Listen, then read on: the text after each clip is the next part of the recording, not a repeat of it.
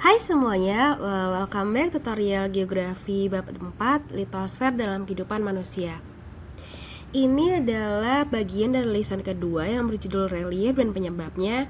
Yang lisan kedua ini dibagi ke dalam beberapa part dan video ini adalah video part ketiga. Oke, langsung saja. Relief adalah bentuk tonjolan dan cekungan yang ada di bumi, baik di darat maupun di laut. Relief muka bumi yang ada di bumi akan membentuk daerah-daerah dengan ekosistem yang berbeda-beda. Ekosistem tersebut membentuk habitat berdasarkan lokasi serta bentuk ekosistem tersebut berada. Ekosistem yang berada di daerah menonjol pasti akan berbeda dengan ekosistem yang berada di daerah cekungan. Bentuk tonjol dan cekungan itu terjadi akibat adanya dua tenaga pembentuk permukaan bumi, yaitu tenaga bumi endogen dan tenaga bumi eksogen. Yang pertama adalah tenaga bumi endogen, adalah tenaga pembentuk permukaan bumi yang berasal dari dalam bumi. Tenaga endogen dalam proses pembentukannya bersifat membangun atau membentuk permukaan bumi baru. Tenaga endogen ini dapat digolongkan menjadi tiga, yaitu tektonisme, vulkanisme, dan juga gempa bumi. Tenaga yang kedua adalah tenaga eksogen. Tenaga eksogen adalah proses pembentukan permukaan bumi yang berasal dari luar bumi dan umumnya bersifat merusak. Tenaga eksogen antara lain meliputi proses pelapukan, pengikisan, gerakan tanah, dan pengendapan. Dalam part ketiga ini saya mulai akan fokus kepada tenaga eksogen dan dimulai dari penjelasan mengenai pelapukan. Pelapukan atau weathering adalah proses penghancuran massa batuan yang dipengaruhi oleh iklim, struktur batuan, topografi, dan faktor biologis. Contohnya seperti tumbuhan, hewan, dan manusia. Pelapukan adalah salah satu jenis tenaga eksogen yang merusak.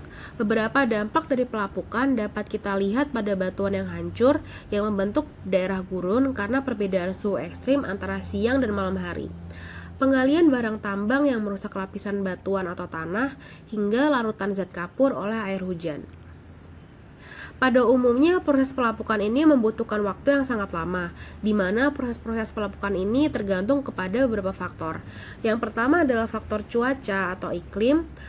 Unsur cuaca atau iklim yang dapat mempengaruhi pelapukan antara lain adalah suhu udara, angin, curah hujan, dan lain-lain. Selanjutnya keadaan topografi. Topografi adalah faktor penentu dalam cepat atau lambatnya proses pelapukan. Apabila batuan berada di daerah lereng yang curam, maka batuan akan cepat melapuk daripada batuan yang berada pada daerah yang landai. Kemudian ada vegetasi atau organisme. Dalam hal pelapukan ini, organisme yang berada di atas permukaan tanah dapat mempengaruhi proses pelapukan. Dan yang terakhir adalah struktur batuan itu sendiri. Struktur batuan yang dimaksud adalah struktur penyusun dari batuan tersebut. Apabila strukturnya merupakan batuan yang mudah lapuk atau juga batuan yang sulit lapuk. Selanjutnya, secara umum pelapukan dapat diklasifikasikan menjadi tiga hal, yaitu pelapukan fisik, pelapukan kimiawi, dan juga pelapukan biologis. Pelapukan fisik adalah pelapukan yang terjadi disebabkan oleh tenaga dari seperti suhu, air yang mengalir, geyser, angin, dan juga air hujan. Padahal pelapukan fisik ini terjadi secara alami tanpa ada campuran tangan dari manusia. Kemudian ada juga pelapukan kimiawi. Pelapukan kimiawi terjadi karena proses kimiawi yang menyebabkan batuan menjadi lapuk. Contohnya adalah batuan kapur yang terkena oleh air, batuan kapur yang tercampur oleh air hujan. Selanjutnya, tipe yang terakhir adalah pelapukan biologis. Pelapukan biologis ini terjadi karena ulah dari makhluk hidup. Contohnya adalah akar tumbuhan yang dapat menembus batuan sehingga menyebabkan batuan tersebut retak dan lapuk. Nah, di sini saya akan coba menjabarkan lebih detail lagi mengenai masing-masing tipe pelapukan. Yang pertama adalah pelapukan fisika. Pelapukan fisika sering juga disebut sebagai pelapukan mekanik atau pelapukan fisis. Pelapukan fisika atau pelapukan mekanik merupakan jenis pelapukan yang disebabkan oleh proses fisika atau pelapukan yang terjadi akibat pengaruh berbagai kondisi eksternal batuan. Pelapukan fisika ini merupakan jenis pelapukan yang tidak mengalami perubahan kimiawi dan mineral yang berarti. Pelapukan fisika merupakan pelapukan yang dapat menghasilkan fragmen atau kristal-kristal kecil sampai blok kekar yang berukuran sangat besar. Penyebab pelapukan fisika antara lain yang pertama adalah perbedaan temperatur udara yang tinggi. Pelapukan yang disebabkan karena temperatur udara yang tinggi terjadi terutama di daerah yang memiliki iklim kontinen atau iklim gurun. Hal ini karena daerah kontinental ketika siang suhunya akan terasa sangat panas, dan ketika suhu panas itu batuan akan mengembang. Sebaliknya, ketika malam hari udara di daerah kontinental akan terasa sangat dingin, dan ketika suhu menjadi dingin maka batuan akan mengerut. Hal yang berlawanan seperti ini akan dapat menyebabkan batuan pecah atau retak-retak. Dan yang kedua, terdapat pembekuan air di dalam batuan. Pelapukan fisika juga disebabkan karena adanya pembekuan air dalam batuan. Pelapukan yang disebabkan karena pembekuan air dalam batuan ini terjadi karena daerah yang beriklim sedang. Apabila air membeku, maka volume air itu akan mengembang dan akan menyebabkan tekanan. Oleh karena adanya tekanan itu, maka batuan akan rusak dan bahkan menjadi pecah. Faktor ketiga adalah pengkristalan garam. Pelapukan fisika juga disebabkan karena adanya pengkristalan garam. Pelapukan fisika yang disebabkan pengkristalan garam ini tentu saja terjadi di daerah pantai. Apabila air tanah mengandung garam, maka pada siang harinya air akan menguap dan garam-garam akan mengkristal. Pengkristalan inilah yang akhirnya akan merusak batuan. Yang terakhir adalah karena adanya tekanan tinggi. Pelapukan secara fisika juga bisa disebabkan karena adanya tekanan yang sangat tinggi. Pelapukan fisika yang disebabkan karena tekanan tinggi dapat terjadi di daerah yang memiliki topografi curam. Hal ini karena adanya tekanan tinggi pada batuan di bagian bawah yang peroleh dari massa batuan di atasnya akan mendorong batuan mengalami kerusakan struktur. Hal tersebut akan membuat batuan mengalami kerapuhan sehingga pada akhirnya terjadi longsor dan ukurannya berubah menjadi kecil-kecil. Nah, setelah ini kita telah mengetahui bahwa pelapukan fisika ini merupakan pelapukan yang disebabkan karena ada sesuatu hal yang berbau fisika. Namun, ternyata pelapukan fisika ini juga dapat dibedakan menjadi beberapa jenis. Yang pertama adalah stress release. Jenis pelapukan fisika ini merupakan nama yang menggambarkan sebuah proses.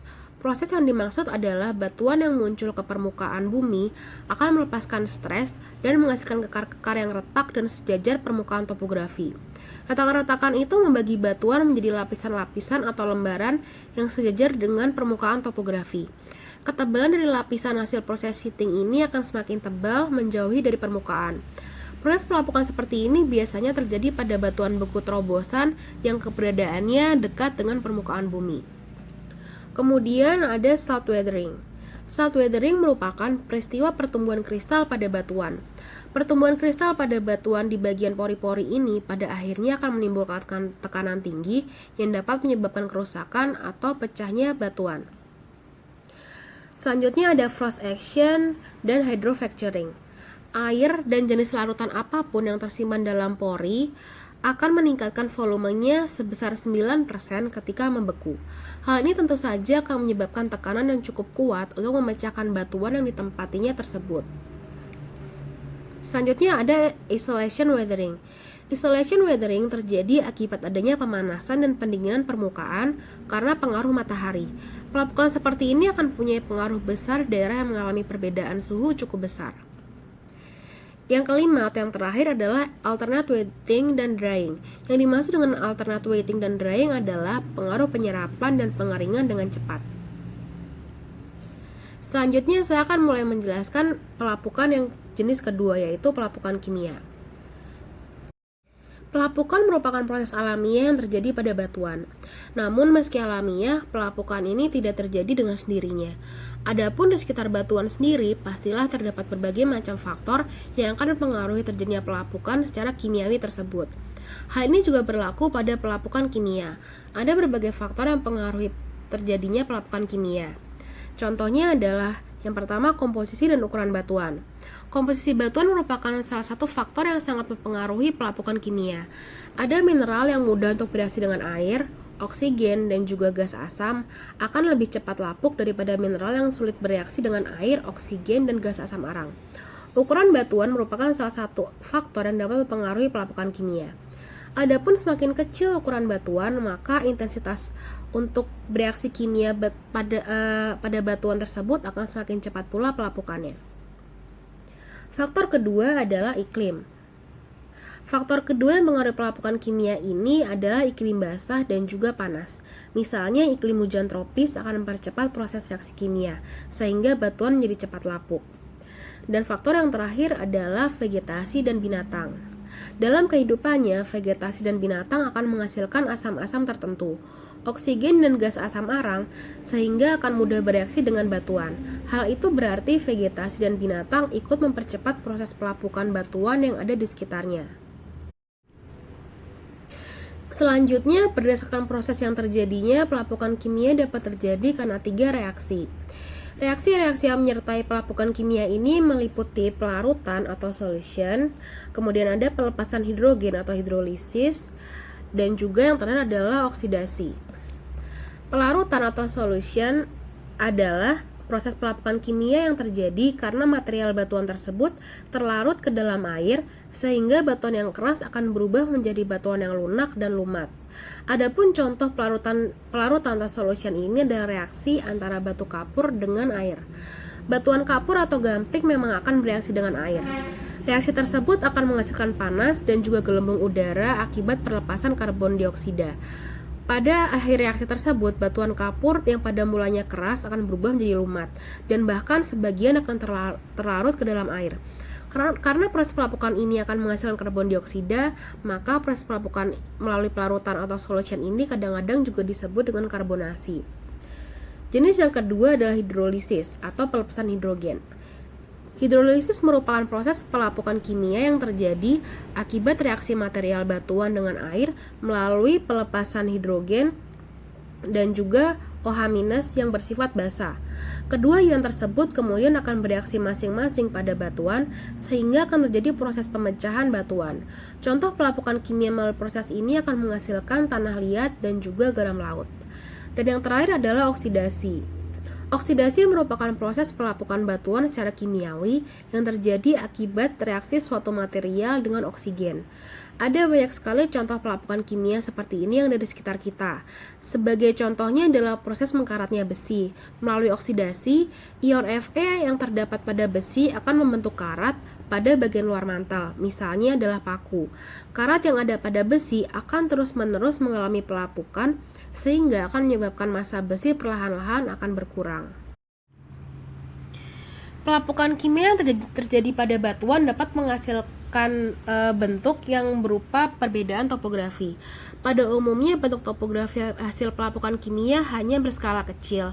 Bentuk topografi hasil pelapukan kimia ini dapat dibedakan menjadi sebagai berikut. Yang pertama adalah hasil differential weathering yang terjadi karena tingkat resisten suatu batuan yang tidak sama. Ada batuan yang sulit lapuk, sementara ada batuan yang sangat mudah lapuk.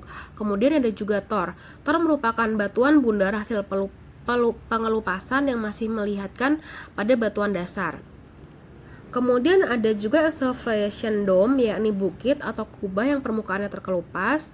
Kemudian periodical weathering boulder, yakni batuan yang sulit membulat karena adanya pelapukan fisik dan kimia yang intens pada sudut-sudut batuan. Selanjutnya ada talus, yakni timbunan rowing sebagai hasil pelapukan di kaki lereng yang terjal. Kemudian ada juga pit hole, yakni lubang-lubang pada batuan bekas mineral yang lapuk.